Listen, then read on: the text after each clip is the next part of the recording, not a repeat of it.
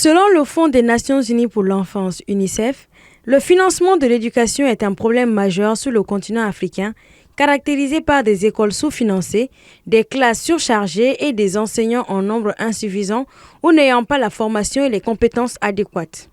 Dans un communiqué de presse rendu public hier en marge de la célébration de la Journée de l'enfant africain, le Fonds onusien s'est alarmé sur le fait que sur 49 pays africains, ce sont seulement 9 qui ont consacré 20% ou plus de leurs dépenses publiques à l'éducation, comme le recommande le cadre d'action pour les objectifs de développement durable pour l'éducation. 24 se sont engagés à consacrer au moins 15% de leur budget national à l'éducation et 6 pays y ont consacré moins de 10% de leur budget. En termes de chiffres, l'UNICEF estime que 4 enfants sur 5 âgés de 10 ans sont incapables de lire et de comprendre une histoire simple en Afrique. Pour Etleva Kadili, directrice régionale de l'UNICEF pour l'Afrique de l'Est et australe, je cite, « Pour éviter une catastrophe en matière de développement en Afrique, nous devons de toute urgence assister à une révolution continentale où les engagements se traduisent par des actions concrètes. » Fin de citation. Plus loin, le directeur régional de l'UNICEF pour l'Afrique de l'Ouest et du Centre, Gilles Fagninou, plus de 100 millions d'enfants en âge de fréquenter l'école primaire et secondaire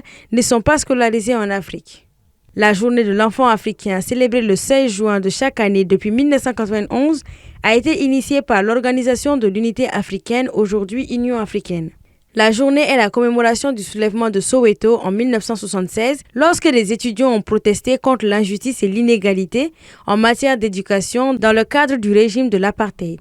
Le thème de cette année est « L'éducation pour tous les enfants en Afrique, l'heure est venue ».